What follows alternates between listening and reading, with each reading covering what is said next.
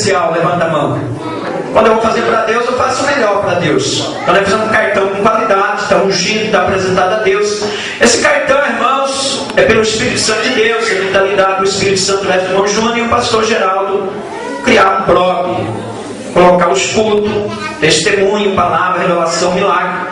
E também os cultos do país da Bolívia. Os cultos do país da Bolívia já vai entrar no blog, eu creio que dentro de 10 a 15 dias. Os paralíticos andando. Você vai pegar um cartão, irmão, para você, vai levar para a tua família. Quem tem acesso à internet, levanta a mão. Quem não tem, mas alguém da família tem. Então você vai levar o cartão.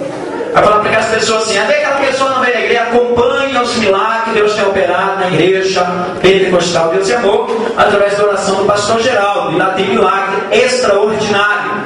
Foi colocado um milagre lá, irmãos, da irmã que conta a cura da AIDS, a sobrinha dela. Ela recebeu uma revelação por nome de Jéssica. Deus está livrando da morte. A Jéssica se envolveu num acidente, ficou em coma. O médico deu 7% de vida e Jesus deu vida para ela. Uma irmã lá contou a cura do câncer. Vários milagres lá.